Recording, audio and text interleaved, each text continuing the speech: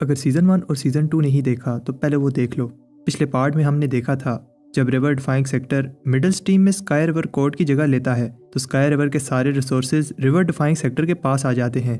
इस बात से बाकी के मिडल स्ट्रीम के सेक्टर चुप नहीं रहते और वो रिसोर्सेज छीनने के लिए फिर से लेगेसी ट्रायल करना चाहते हैं। इस ट्रायल में सिर्फ बाय ही इंटरेस्ट के लिए क्वालिफाई करता है।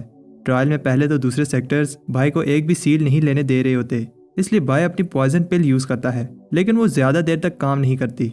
फिर बाय बचने के लिए सील माउंटेन के अंदर चला जाता है। वहाँ बाय को पता चलता है कि बाय एक ऐसी जगह है जहाँ पहले कोई नहीं आ पाया। तब अचानक माउंटेन ग्लो करने लगती है। दूसरी टीम्स ने जो सील जमा की थी वो सारी बाय की बॉडी में एब्जॉर्ब होने लगती हैं और साथ में बाय को मिडल स्ट्रीम की 10 सीक्रेट टेक्निक में से एक टेक्निक ह्यूमन माउंटेन आर्ट्स मिलती हैं। बाय जब बाहर आता है तो बाकी के एल्डर्स अपने स्टूडेंट्स को इंजर देखकर बाय को सबक सिखाना चाहते हैं, लेकिन मिशनरी आकर उन्हें रोकता है। मिशनरी के जाने के बाद सबको समझ आ जाती है कि सारे रिसोर्सेज अब रिवर डिफाइंग सेक्टर के पास हैं, इसलिए वो हंग को मक्खन लगाने लगते हैं। अब आगे उधर सेक्टर में कोई बात कर रहा होता है। यंग पैट्रियार्क ने सारे सेक्टर के लिए जो किया है उस वजह से उनके लिए वेलकम पार्टी रखी जा रही है। बाय अब सारे सेक्टर की लड़कियों का ड्रीम हस्बैंड बन गया है, लेकिन मैं तुम बाय के सबसे ज़्यादा क्लोज हो। सारी लड़कियां बाय से कह रही होती हैं, बाय तुम हमारे हीरो हो। बाव कहता है कि बाय ने अकेले ही तीनों सेक्टर को हराया है। इस तरह की वेलकम सेरेमनी देखकर बाय कहता है ये कुछ ज़्यादा नहीं हो गया। मे बाय को एक पाउच देती है, लेकिन वो बाय के लिए गिफ्ट लाना भूल गई थी। बाय मे से पाउच लेता है, जिससे मे शर्माते हुए भाग जाती है। पाउच में मे ने बाय के लिए एक मैसेज लिखा है, मैं चाहती हूँ कि बाय हमेशा सेफ रहे और हमेशा हेल्दी रहे, और मैं चाहती हूँ कि बाय हमेशा मेरे साथ रहे। बाय सोचता है कि मे इतना अजीब क्यों बिहेव कर रही है, और तब वहाँ जून को देखकर बाय ब्लश करने लगता है। सॉन्ग आकर जून पर कपड़ा डालता है। बाय कहता है ये सब इतना अजीब क्यों बिहेव कर रहे हैं। फिर उसे याद आता है कि पैट्रियार्क ने क्या कहा था और उसे समझ आ जाती है ये सब पैट्रियार्क ने किया है। बाव कहता है कि तुम्हें तो खुश होना चाहिए। बाय कहता है अभी मेरे पास इन चीज़ों का समय नहीं है, अभी मैं अपनी कल्टीवेशन पर फोकस करना चाहता हूँ। उधर सिटी में दो लड़कियाँ बाय को हेलो कहती हैं, लेकिन बाय के जाने के बाद लड़ने लगती हैं। एक कहती है यंग पैट्रियार्क मुझे देख रहे थे, लेकिन दूसरी कहती है नहीं वो मुझे देख रहे थे। बाय जब ढाबे पर चाय पी रहा होता है तो लड़कियां विश करती है कि वो बाय का कप होती। तब रात को बाय रिलैक्स करते हुए सोचता है। सच पे गर्म पानी से सारी थकान उतर जाती है और तब फिर से बाहर से आवाज़ें आने लगती हैं। जून और मे बाहर उन लड़कियों से कहती हैं यंग पैट्रियार्क अभी आए हैं, उन्हें रेस्ट करने दो। एक लड़की जून और मे से कहती है माना तुम लोग यंग पैट्रियार्क के क्लोज हो, इसका मतलब ये नहीं है कि यंग पैट्रियार्क ने तुम्हें चुन लिया है, हमें भी उतना ही हक है जितना तुम्हें। ये सुनकर जून कुछ नहीं बोल पाती और तब एक बड़ी सी लड़की कहती है बाय तुम मुझे भूल कैसे सकते हो। बाय गुस्से में अपनी स्पिरिट बॉडी समन करके कहता है सेक्टर अभी स्टेबल नहीं हुआ और तुम लोगों को शादी की पड़ी है। अगर अब किसी ने दोबारा शादी की बात की तो सेक्टर के रूल्स के हिसाब से पनिशमेंट मिलेगी। ये सुनकर लड़कियां कहती हैं बाय कितना बहादुर है, अब मुझे वो और भी ज़्यादा अच्छा लगने लगा है। बाय के घर को लड़कियों ने घेर लिया है। लड़कियां कहती है कि बाय तुम हमारे साथ क्लोज डोर कल्टीवेशन करो। बाहर शोर की वजह से बाय अपनी कल्टीवेशन पर फोकस नहीं कर पा रहा होता। कुछ समय बाद आवाज़ें आना बंद हो जाती हैं। बाय बाहर देखने जाता है और तब बहुत सारे लव लेटर अंदर आने लगते हैं। एक लव लेटर में लिखा होता है बाय उस रात तुम मुझे अकेला छोड़कर चले गए, तुम्हारे जाने के बाद मैं अकेली हो गई। बाय कहता है कोई मुझे बचा लो, मैं और नहीं सह सकता। तब पैट्रियार्क्स बात कर रहे होते हैं बाय की मैरिज की न्यूज़ कैसे लीक हो गई, चलो एक तरह से ये अच्छा ही हुआ। हाँ कहता है कि मेरी नज़र में एक लड़की है, मैं बचपन से ही बाय के साथ बड़ी हुई। ब्लड पैट्रियार्क कहते हैं कि मैं अभी बच्ची है और ब्लड सेक्टर में सब जानते हैं बाय और जून की जोड़ी कितनी अच्छी है। पेल पैट्रियार्क कहता है वैसे तो हमारी मानो भी ये जगह ले सकती है, फ्यूचर में पेल स्ट्रीम को उसी ने संभालना है। प्रोफाउंड पैट्रियार्क कहता है मेरी नज़र में कोई नहीं है, लेकिन अगर बाय चाहे तो हमारे क्लैन में से किसी को चूज कर सकता है। उधर बाय को बुरे सपने आ रहे होते हैं और उसे लगता है कि ये शादी भी एक बुरा सपना है और जब उसकी आंख खोलेगी तो ये सपना खत्म हो जाएगा। तब टिडान बाय को लड़कियों के कपड़े देता है। बाय कहता है मैं लड़कियों के कपड़े नहीं पहनूंगा, लेकिन बचने के लिए बाय लड़कियों का रूप लेकर बाहर आता है और तब वही आदमी जैसे दिखने वाली लड़की बाय का पाँव पकड़ लेती है और कहती है बाय मेरे प्यारे मेरे से दूर मत जाओ। बाय घबरा जाता है, मुझे जाने दो। बाय की आवाज़ सुनकर लड़कियां जाग जाती हैं और पूछती है कि तुम कौन हो। बाय बताता है कि मेरी जैसी बदसूरत लड़की को यंग पैट्रियार्क के साथ होने का कोई हक नहीं। सबके मुंह खुले के खुले रह जाते हैं और तब बाय वहाँ से भाग जाता है। सारी लड़कियों को लगता है अच्छा ही हुआ वो लड़की चली गई, वरना कंपटीशन टफ हो जाता। बदसूरत लड़की कहती है लेकिन फिर भी वो मेरी ब्यूटी के सामने कुछ नहीं थी। बाय सोचता है ये इतना बड़ा सेक्टर है लेकिन मेरी छुपने की कोई जगह नहीं है। तब बाय देखता है कि बाव लड़कियों को एक बुक बेच रहा होता है जिसमें लिखा है बाय को क्या चीज़ें पसंद हैं और क्या चीज़ें नहीं। बाव बताता है कि उसने जो बाय की शादी की खबर दी थी वो झूठी नहीं थी और इस बुक में भी सब कुछ सच लिखा है। बाय को समझ आ जाती है उसकी शादी की खबर बाव ने फैलाई थी।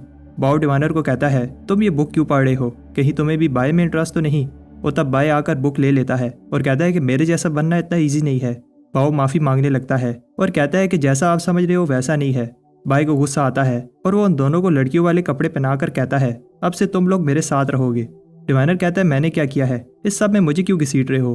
बाय को गुस्सा आ जाता है और तब रिवर डिफाइंग सेक्टर की सबसे प्यारी लड़की मानो वहाँ आती है। मानो बाय से कहती है क्या यंग पैट्रियार्क मुझे थोड़ा सा समय दे सकते हैं। बाओ बाय से कहता है लगता है तुम जवान होने वाले हो। बाय कहता है इस सब का क्या मतलब है। बाय कहता है तुम लोगों को तो मैं बाद में देख लूंगा। बाय मानो से कहता है जो भी कहना है जल्दी कहो।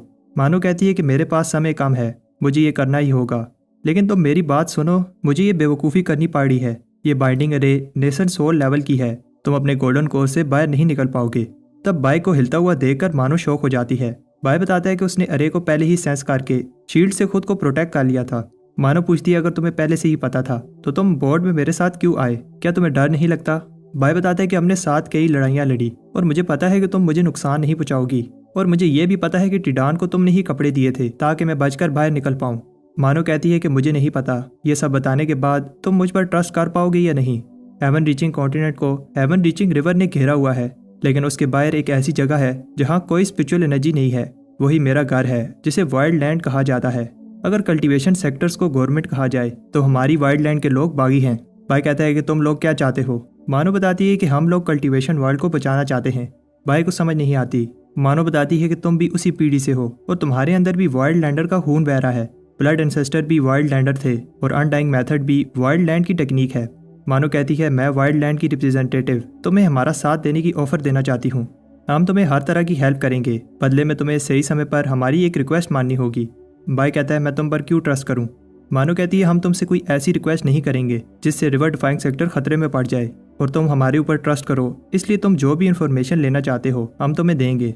बाय कहता है कि मैं एक पर्सन की इन्फॉर्मेशन लेना चाहता हूँ, अगर तुम मुझे उसकी रियल आइडेंटिटी बता दो तो मैं तुम्हारा साथ देने के लिए तैयार हूँ।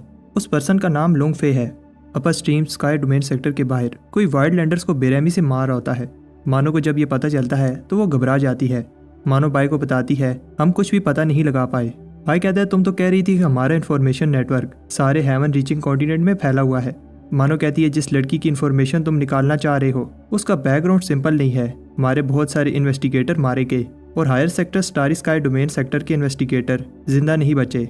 अगर तुम भी जिंदा रहना चाहते हो तो उसका पीछा छोड़ दो। बाय कहता है मैं उसका पता लगा कर रहूँगा। मानो कहती है लगता है वो लड़की तुम्हारे लिए इंपॉर्टेंट है। कुछ टाइम बाद एक एनर्जी फोर्स सारे रिवर डिफाइंग सेक्टर को घेर लेती है। डिवाइनर का आर्टिफैक्ट टूट जाता है और वो कहता है कि ये अच्छा नहीं है, और तब एक हाथ बाहर आता है।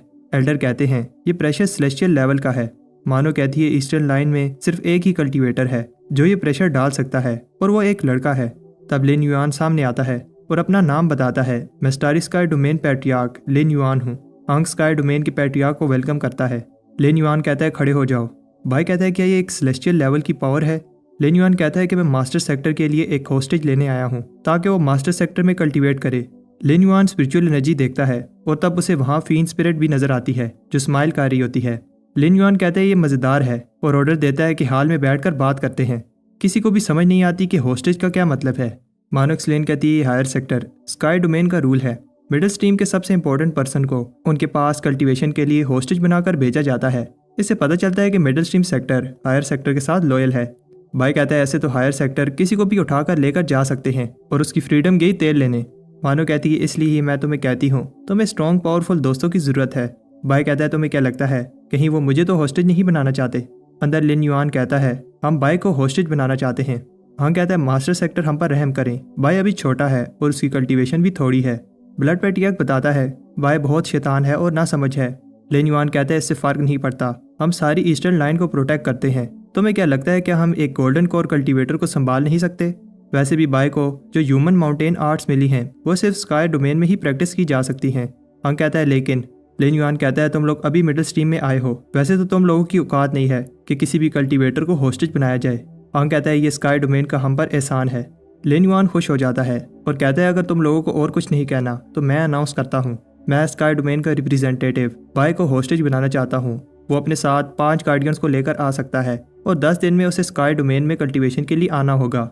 और हाँ एक और लड़की को भी आना होगा, इसकी कल्टीवेशन यूनिक है।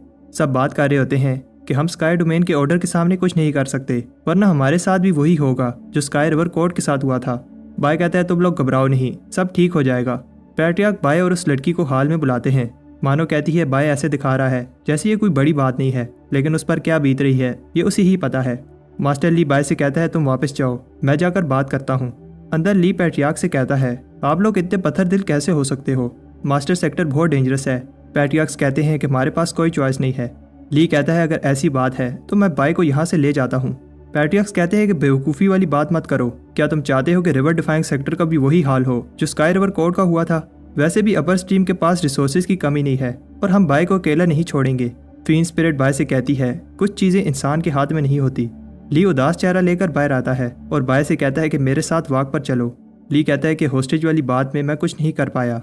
बाय कहता है ये कोई बड़ी बात नहीं है, आपको पता है कि मैं डीड हूँ, मुझे कुछ नहीं होगा, अपर स्ट्रीम मेरे सामने कुछ भी नहीं। ली बाय से कहता है कि अपने इमोशन मत छुपाओ। बाय कहता है कि मैं अपनी कल्टीवेशन का रास्ता खुद चुनना चाहता हूँ। अगर इस डिसीजन से मैं स्ट्रॉन्ग बनकर अपने लोगों को प्रोटेक्ट कर पाऊँ तो मैं ये सेक्रीफाइस देने के लिए तैयार हूँ। बाय कहता है मैं ये सह नहीं सकता कि कोई मेरे घर आकर मेरे लोगों को धमकी दे। ली कहता है अगर तुमने अभी भी अपना इमोर्टल बनने का सपना नहीं छोड़ा तो मुझे लगता है कि स्काई डोमेन जाना तुम्हारे लिए ज़्यादा अच्छा होगा। ली बताता है सिर्फ टैलेंट होने से कोई स्ट्रॉन्ग नहीं बनता। टर्मिनल स्ट्रीम में सबसे powerful golden core, lower stream में नेसेंट सोल, मिडिल स्ट्रीम में सेलेस्टियल रेल्म, जबकि अपर स्ट्रीम में सबसे पावरफुल डिवाइन लेवल है जो सेलेस्टियल लेवल की पीक है। मिडिल स्ट्रीम में तुम्हारी पावर पर लिमिट लग जाएगी, इसलिए और आगे बढ़ने के लिए तुम्हें वहां जाना होगा जहां स्ट्रॉन्ग रहते हैं। अपर स्ट्रीम में तुम्हारे नेसेंट सोल लेवल पर जाने के चांसेस 30% से बढ़ जाएंगे। बाय कहता है नेसेंट सोल से मेरी लाइफ 1000 साल से बढ़ जाएगी। ली कहता है टफ सिचुएशन में ही तुमने ब्रेक थ्रू किए हैं, मुझे तुम्हारी सेफ्टी की फिक्र है, लेकिन अगर तुम्हें और स्ट्रॉन्ग बनना है और अपना इमोर्टल बनने का सपना पूरा करना है तो तुम्हें टफ सिचुएशंस का सामना करना होगा। एक घातक हथियार भड़काई हुई आग में ही बनता है। ली की बातें सुनकर बाय मोटिवेट हो जाता है। ली बताता है कि अब समय है तुम जान लो कि नेसेंट सोल रेल्म में कैसे पहुंचा जाता है। पहला मेथड नेसेंट सोल पिल है, लेकिन उससे तुम्हारी कल्टीवेशन यहीं तक रुक जाएगी। दूसरा मेथड 5 हेवनली सोल बीज जमा करके नेसेंट सोल बनाना है, जिससे फ्यूचर में सेलेस्टियल लेवल किया जा सकता है। लेकिन तीसरा मेथड सबसे पावरफुल है।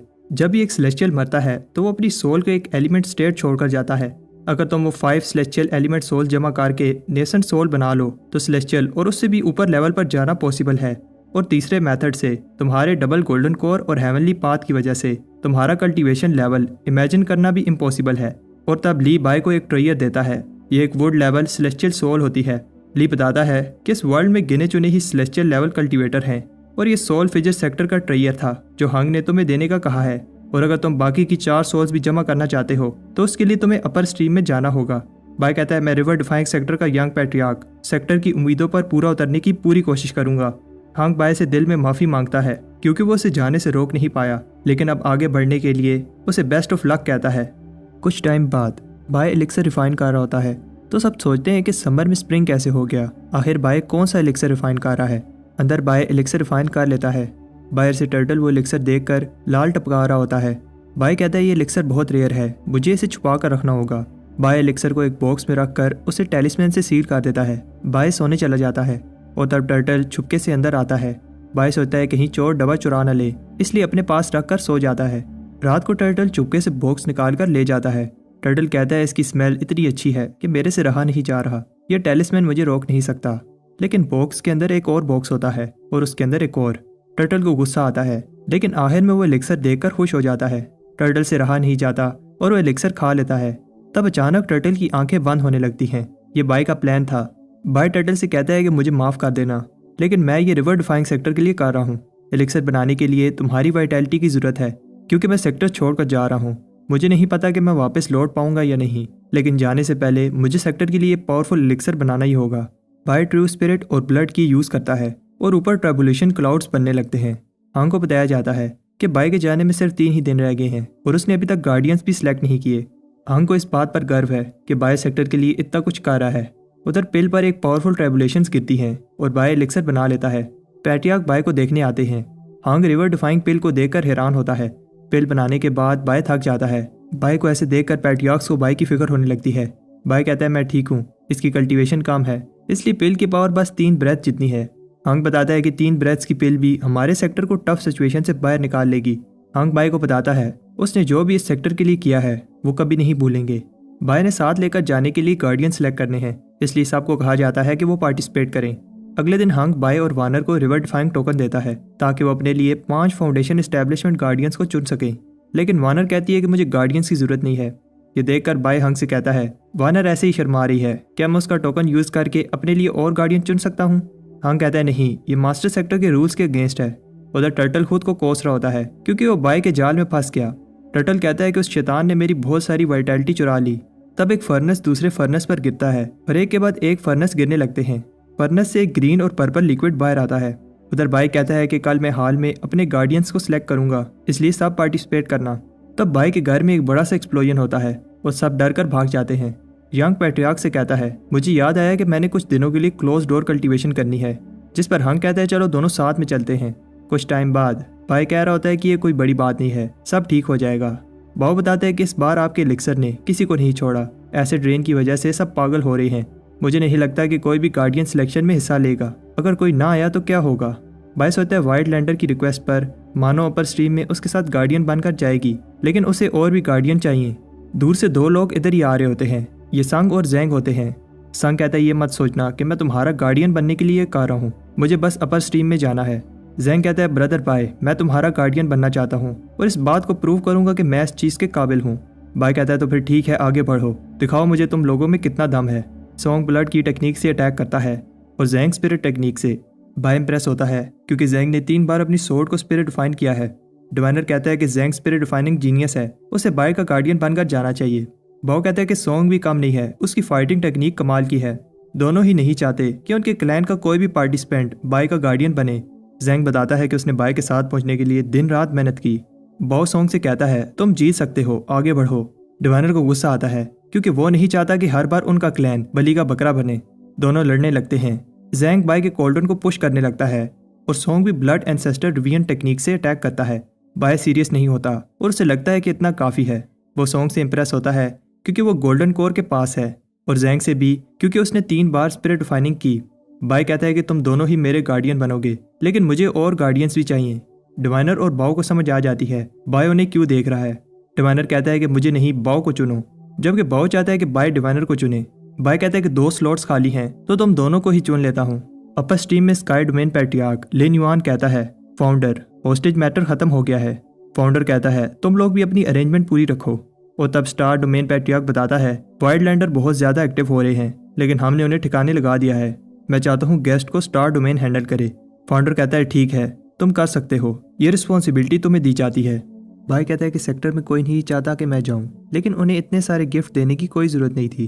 तब वहाँ जून आती है और वो नहीं चाहती कि बाय मास्टर सेक्टर जाए। भाई कहता है तुम घबराओ नहीं, मुझे कुछ नहीं होगा। जून कहती है हाँ एक और बात, क्यों ना हम वो कर लें, इससे पहले देर हो जाए। जब बाय और जून रोमांस कर रहे होते हैं तब मे वहाँ आती है। मे को गुस्सा आता है और वो पूछती है यहाँ क्या हो रहा है। जून कहती है तुम्हें क्या लगता है, और फिर दोनों बाय को लेकर लड़ने लगते हैं। दोनों चाहती हैं कि बाय जाने से पहले उनके साथ सारा समय बिताए। बाहर से बाय के दोस्त ये सब देखकर जेलस हो रहे होते हैं। जैंग आकर कहता है तुम लोग बाहर क्यों खड़े हो, लेकिन फिर वो देखकर समझ जाता है कि वो गलत समय पे आया है। बाय सोचता है ये सही चांस है और कहता है कि मेरा जैंग के साथ एक इम्पोर्टेंट काम है। उधर कोई ली से पूछता है क्या तुम बाय के जाने पर उदास हो। ली कहता है हमारे पास कोई चॉइस नहीं है, मैं बस चाहता हूँ कि बाय वहाँ सेफ रहे। आज बाय ने मास्टर सेक्टर जाना है। बाय जाने से पहले सबको थैंक्स कहता है उस प्यार के लिए जो उन्होंने दिया। बाय कहता है मैं सेक्टर छोड़कर जा रहा हूँ, लेकिन प्रॉमिस करता हूँ कि अपर स्ट्रीम में जाकर मन लगाकर मेहनत करूंगा और एल्डर्स की टीचिंग को याद रखूंगा, स्पेशली एल्डर ली। आप मेरे मास्टर और फादर दोनों हैं। मुझे नहीं पता कि मैं कब लौटूंगा, इसलिए अपना ख्याल रखना और बाकी सब भी। उधर बाय ने टिडान के लिए एक मैसेज छोड़ा है। टिडान, जब ये मैसेज तुम सुन रहे हो तब तक मैं जा चुका हूँगा, मुझे माफ़ कर देना, मैं तुम्हें साथ नहीं लेकर जा सकता। तुम्हें सेक्टर में रहकर सबको प्रोटेक्ट करना है, बाहर का फास्ट फूड कम खाना और रात को जल्दी सो जाना और किसी को तंग मत करना। जब टिडान बाहर जाता है तब तक बाय जा चुका होता है। उधर कोई एक बूढ़े आदमी को बताता है रिवर डिफाइन का होस्टेज बाय आ रहा है। ये वही लड़का है जिसने मिडिल टीम की रिसोर्स डिस्ट्रीब्यूशन को खराब किया था। एल्डर गुस्से से कहता है तुम इन छोटी सी प्रॉब्लम्स को खुद सॉल्व नहीं कर सकते, एक नोबल पर्सन आने वाला है, उसे खुश करने पर ध्यान दो। उधर अपर स्टीम के स्टारी स्काई डाउ एक्सट्रीम सेक्ट, जिसे मास्टर सेक्टर भी कहा जाता है, बाय इसकी ब्यूटी को देखकर हैरान होता है। बाकी सब भी ये देखकर हैरान होते हैं कि कैसे ये सेक्टर रेनबो पर खड़ा है। मानो बताती है ये रेनबो एक इल्यूजन है जो डिवाइन लेवल एल्डर ने बनाई है। इस रेनबो की 3 लेयर्स हैं, जितना ऊपर जाओगे स्पिरिचुअल एनर्जी बढ़ती जाएगी। यहाँ की लोएस्ट लेयर में भी मिडल स्टीम से 100 गुना ज्यादा स्पिरिचुअल एनर्जी है। इस रेनबो की तीसरी लेयर हेवनली रेनबो में डिवाइन लेवल पैट्रियार्क और उसके चुने हुए मेहमान रहते हैं। डिवाइनर और बाव खुश होते हैं क्योंकि वो भी डिवाइन लेवल पैट्रियार्क के चुने हुए मेहमान हैं। बाय कहता है तुम लोग सही कह रहे हो। बाय बताने लगता है कि कौन किधर किधर रहेगा और फिर बताता है कि वो इस जगह रहेगा। सब खुश हो रहे होते हैं कि उनके यंग पैट्रियार्क कितने दयालु हैं। तब एक अरे एक्टिवेट होती है। उन्हें लगता है कि उनका अच्छे से स्वागत होगा, लेकिन अरे उन्हें बीच बाजार में फेंक देती है। मानो कहती है ये ईस्ट सिटी है जो मास्टर सेक्टर का लोएस्ट रैंक सिटी है। बाय कहता है घबराओ नहीं, मेरा यहाँ आम कल्टीवेटर से ज्यादा रैंक होगा, मैं तुम लोगों का ख्याल रखूंगा। तब एक आवाज बताती है बाय और वानर तुम अब मास्टर सेक्टर में आ गए हो, इसलिए रूल्स को फॉलो करना होगा। तुम्हारा रैंक लोएस्ट है, इसलिए तुम्हें आउटर सेक्टर में रहना होगा। उन्हें विश्वास नहीं होता कि वो लोग मास्टर सेक्टर के ऑफिशियल डिसेबल्स भी नहीं हैं। मानो समझाती है मास्टर सेक्टर में नेशन सोल के अंदर 7 रैंक्स हैं, red, orange, yellow, green, blue, purple और ब्लैक। अपना रैंक इंक्रीज करने के लिए कंट्रीब्यूशन पॉइंट्स जमा करने होंगे। रेड और ऑरेंज रैंक के बाद हम लोग रेनबो की सेकंड लेयर में जा पाएंगे। सबको 10,000 कंट्रीब्यूशन पॉइंट्स दिए गए हैं। पाओ ये सुनकर खुश होता है कि कंट्रीब्यूशन पॉइंट्स को स्पिरिट स्टोन की तरह यूज करके चीजें बाय कर सकते हैं। बाय कहता है तुम लोग घबराओ नहीं, इतने सारे कंट्रीब्यूशन पॉइंट से हम इजीली आउटर सेक्टर में रह लेंगे।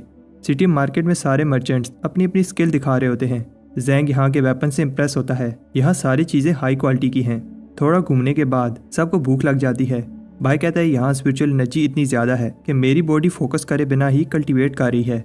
एनर्जी फ्लो ज़्यादा होने की वजह से जितनी स्पीड में एनर्जी बॉडी में एब्जॉर्ब होती है उतनी ही स्पीड से निकल भी जाती है। वानर सोचती है अगर मैं लोगों के साथ रही तो हायर सेक्टर की नज़र में आ जाऊंगी, मुझे पहले खुद को स्ट्रॉन्ग करना होगा। वानर सबसे कहती है अब यहाँ से आगे मैं अपना रास्ता खुद चुनूंगी। बाय को समझ नहीं आती कि इस लड़की के दिमाग में क्या चल रहा है और तब सॉन्ग के पेट से भूख की वजह से आवाज़ आने लगती है। बाय कहता है मैं तुम लोगों को यंग पैट्रियार्क हूँ, इसलिए आज मैं खाना खिलाऊंगा। एक रेस्टोरेंट वाला बाय को देखकर कहता है मुझे आप कोई नोबल लग रहे हो, आप क्या खाना पसंद करोगे? बाय कहता है तुम्हारी नज़र अच्छी है, यहाँ की बेस्ट डिशेज लाओ। जैंग कहता है क्या ये कम नहीं है? शेफ बताता है खाने के साइज पर मत जाओ, इसके अंदर सारे इंग्रेडिएंट्स हाई स्पिरिचुअल एनर्जी के हैं। ये सुनकर सब पेट भरकर खाने लगते हैं। शाम हो जाती है। बाय कहता है खाना अच्छा था, बिल बताओ। शेफ बताता है आपके हुए 45,670 कंट्रीब्यूशन पॉइंट्स। बिल सुनकर सब शौक हो जाते हैं। सोंग कहता है ये हमें लूट रहा है, एक रोटी 2,000 की, क्या सोने की रोटी है? बाय कहता है हम यहाँ आज ही आए हैं, हमें नहीं पता था कि चीज़ें इतनी महंगी हैं। अभी मेरे पास इतने पैसे नहीं हैं, क्या इंस्टॉलमेंट्स हो जाएंगी? शेफ चिल्लाता है लॉ एनफोर्समेंट। बाय सोचता है अगर अभी इनके साथ लड़े तो प्रॉब्लम बन जाएगी। बाय शेफ से कहता है तुम गलत समझ रहे हो, साइड पर आओ, प्राइवेट बात करनी है। कुछ टाइम बाद शेफ कहता है अपना ख्याल रखना और दोबारा ज़रूर आना। सोंग को गुस्सा आता है लेकिन किसी को भी समझ नहीं आती कि क्या हुआ। तब हमें पता चलता है कि क्या हुआ था। बाय शेफ को मक्खन लगाता है और फिर कहता है कि तुम हमें जाने दो, तुम्हें गरीब की दुआ लगेगी। लेकिन शेफ नहीं मानता। बाय कहता है अच्छा तो फिर डिस्काउंट ही दे दो। शेफ कहता है अच्छा ठीक है, जो तुमने अच्छी बातें की हैं उसके लिए 70 रुपये छोड़ देता हूँ, तुम्हारा हुआ 45,600। बाय कहता है हम एक ही दिन में गरीब हो गए। दूर खड़े 2 लोग कहते हैं आगे आगे देखो होता है क्या। मानो माफ़ी मांगती है क्योंकि उसे इस चीज़ का पता नहीं था कि यहाँ चीज़ें इतनी महंगी हैं। बाय कहता है घबराओ नहीं, ऐसा नहीं है कि दुनिया ही ख़त्म हो गई। जब तक मैं तुम्हारे साथ हूँ तुम्हें टेंशन नहीं लेनी चाहिए। सबसे पहले हमें रहने के लिए जगह ढूंढनी होगी। सेलर बताता है इतने कंट्रीब्यूशन पॉइंट्स में इससे अच्छा घर नहीं मिल सकता। चारों साइड से अच्छी सनलाइट और फ्रेश एयर आती है, लेकिन ये घर किसी खंडर से कम नहीं होता। रात को बाय सबसे कहता है यहाँ चीज़ें बहुत महंगी हैं, लेकिन घबराओ नहीं, हम कल काम ढूंढने जाएंगे। सिटी में लोग किसी टास्क बोर्ड की बात कर रहे थे।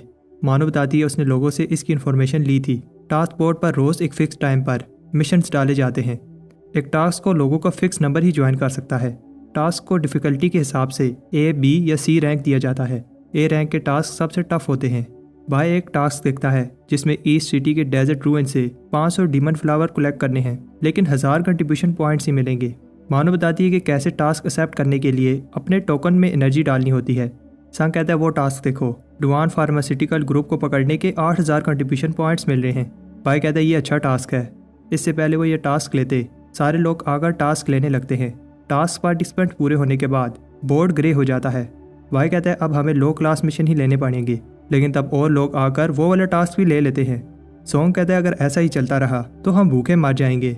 बहू कहता है मुझे एक डिलीवरी जॉब मिली थी, सोचा था उड़कर जल्दी से डिलीवरी कर आऊँगा, लेकिन सिटी में उड़ना मना है, जिसकी वजह से डिलीवरी लेट हो गई और मुझे फ़ाइन देना पड़ा।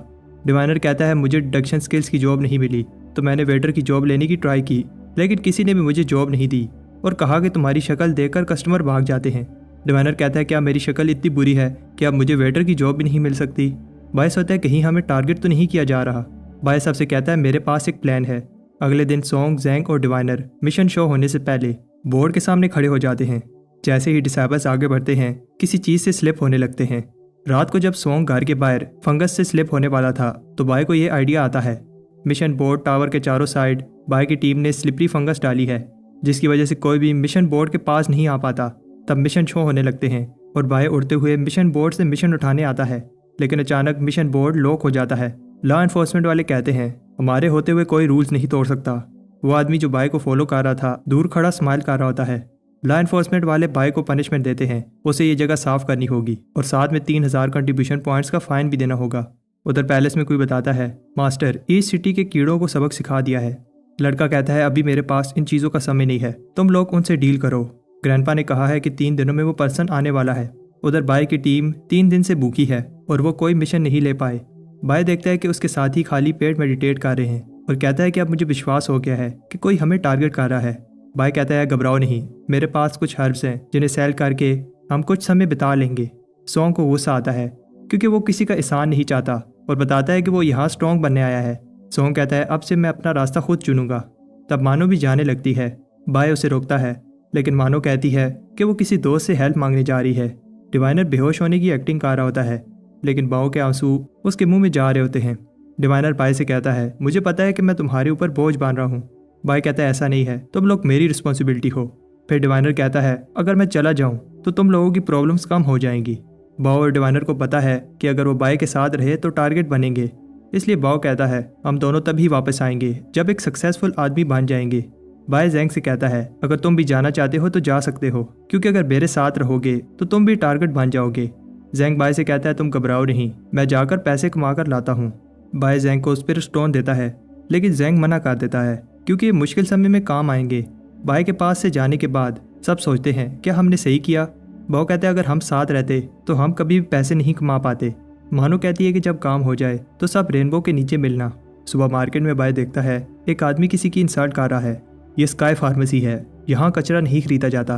बाय शॉप में जाता है और पूछता है कि तुम लोग मेडिसिन बाय करते हो। शॉपकीपर बताता है हाँ, अगर क्वालिटी अच्छी हो तो अच्छी प्राइस मिल जाएगी। पिल्स को देखकर बाय हैरान होता है क्योंकि यहाँ ट्रेडिशनल पिल्स बहुत एक्सपेंसिव हैं। बाय सोचता है अगर मैं अपनी स्किल्स यूज़ करूँ तो हमारे पैसों की प्रॉब्लम सॉल्व हो जाएगी। बाहर लोग बात कर रहे होते हैं ये सेलेस्टियल मैसेंजर थाई ची हैं। मैंने सोचा नहीं था कि अपनी लाइफ में कभी उन्हें देख पाऊंगी। इनका स्टेटस एंसेस्टर से भी ज़्यादा है। उधर सारे मास्टर सेक्ट एल्डर्स किसी को वेलकम कर रहे होते हैं और देखने में मुझे ये लड़की फे जैसी लग रही होती है। उधर बाय सोचता है मैं यहाँ अपना टाइम क्यों वेस्ट कर रहा हूँ, मुझे मेडिसिन कल्टीवेशन पर फोकस करना होगा और सबको दिखाना होगा कि मैं क्या कर सकता हूँ। उधर मास्टर कहता है जूनियर सिस्टर, आपको लास्ट टाइम देखा था, आज आप उससे भी ज़्यादा प्यारी लग रही हो। वैसे तो आपकी हेल्प के लिए 2 डिवाइन लेवल कल्टीवेटर्स हैं, लेकिन अगर कुछ भी चाहिए हो तो मेरे से कहना। लड़की बताती है मैं यहाँ किसी ऑफिशियल विजिट से नहीं आई, यहाँ मेरा एक पर्सनल काम है। आदमी कहते हैं अच्छा ठीक है सिस्टर, फिर भी अगर कुछ चाहिए हो तो मुझे कहना। उधर 2 कल्टीवेटर्स बाय पर नजर रख रहे होते हैं और सोचते हैं कि ये लड़का आखिर 2 दिन से कैसे बाय नहीं आया, कहीं अंदर भूख से मर तो नहीं गया। रात हो जाती है और बाय अंदर रिफाइनिंग कर रहा होता है। बाहर बहुत सारे जानवर पर्पल स्मोक की स्मेल से बाय के घर के बाहर जमा हो रहे होते हैं। अंदर बाय पेल बना लेता है और इस पेल की खुशबू ऐसी है जैसे किसी का स्पिरिचुअल सीप बाहर गया। वो पेल खाने वाला होता है, लेकिन बाहर से परिंदों की आवाज़ें आती हैं। बाय कहता है मैंने इस पेल में चेंजिंग की है, पहले इस माउस पर टेस्ट कर लेता हूँ। यहाँ पेल्स बहुत महंगी मिलती हैं, अगर ये चीज़ काम कर गई तो मैं अमीर बन जाऊँगा। सुबह जब बाय उठता है तो देखता है कि चूहा पिंजरे से बाहर भाग रहा है और अब वो बोलने भी लगा है। चूहा बाय से कहता है फिर मिलते हैं, सी यू सून बड़ी। बाय खुश होता है क्योंकि इसके पेल ने ना सिर्फ फिजिकल प्रॉब्लम सॉल्व की है, साथ में स्पिरिचुअल रेल्म भी ओपन कर दी। बाय मार्केट में जाकर अपना स्टॉल लगाता है। स्टारविंग पेल ट्रैवल में साथ ले जाओ और भूख को भूल जाओ, लेकिन कोई भी कस्टमर नहीं आता। पास के शॉपकीपर्स कहते हैं लगता है तुम यहाँ नए आए हो, पुराने लोगों का काम नहीं चल रहा, तुम्हारा कहाँ से चलेगा। बाय कहता है तुम लोग कचरा बेच रहे हो, मेरी पेल किसी ट्रेयर से कम नहीं। बाय स्पीकर में बोलता है क्या तुम्हारा काम में मन नहीं लगता और सारा दिन थके थके रहते हो, अब और नहीं, एक बार ये पिल खाओ और सब कुछ भूल जाओ। बाय अपनी पूरी कोशिश करता है लेकिन कोई भी कस्टमर नहीं आता। बाय कहता है ऐसे तो मैं भूख के मारे मर जाऊंगा, जब मैं पिल बना रहा था तब तो बहुत सारे जानवर जमा हो गए थे। फिर बाय को एक आइडिया आता है और वो पिल निकाल कर उसकी खुशबू को फैलाने लगता है। जैसे ही खुशबू पहले आदमी को आती है उसे ऐसे लगता है कि जैसे वो किसी फूलों के बाग में खड़ा है और उसका माइंड रिलैक्स हो जाता है। तब बहुत सारे लोग बाय के स्टॉल के बाहर जमा होने लगते हैं। सब पूछते हैं कि इसकी स्मेल तो बहुत रिफ्रेशिंग है। बाय इसकी प्राइस बताता है सिर्फ 300 कंट्रीब्यूशन पॉइंट्स। सब कहते हैं इतनी सस्ती, कहीं ये कोई स्कैम तो नहीं। बाय बताता है कि इससे 2 दिन तक भूख नहीं लगेगी और स्ट्रेस को तो भूल ही जाओ। सब सोचते हैं कि ये पिल या तो स्कैम है या फिर इसके साइड इफेक्ट्स होंगे। बाय बताता है एक लकी कस्टमर को पिल फ्री मिलेगी और एक वीक से बूढ़े आदमी को चुनता है। सबको लगता है कि मेडिसिन फेक है जब उस बूढ़े आदमी के मुंह से खून आने लगता है और वो फिर से बेहोश हो जाता है। बाय भी घबरा जाता है लेकिन फिर कहता है कि ऐसा रिएक्शन नॉर्मल है। उधर बूढ़ा आदमी खुद को 20 साल का फील करने लगता है। सब हैरान हो रहे होते हैं। इतना ही नहीं, बाय भी हैरान हो जाता है। उसने सोचा नहीं था कि ये पिल इतनी स्ट्रॉन्ग होगी। कुछ ही सेकंड्स में सारी पिल सेल हो जाती हैं। तब एक गरीब लड़की बाय के पास आती है और पूछती है क्या कल भी ये पिल 300 की होगी। बाय देखता है कि ये लोग गरीब हैं और अनाउंस करता है मैं कभी भी इस पिल की प्राइस 300 से ज़्यादा इंक्रीज़ नहीं करूँगा आने वाले दिनों में। वैसे तो बाय ने पिल की प्राइस इंक्रीज़ नहीं की, लेकिन वो एक ही दिन में सिर्फ 50 ही पिल बना पाता है जो कुछ ही सेकंड्स में बिक जाती। बाय के पास अब 1 लाख कंट्रीब्यूशन पॉइंट्स होने वाले हैं।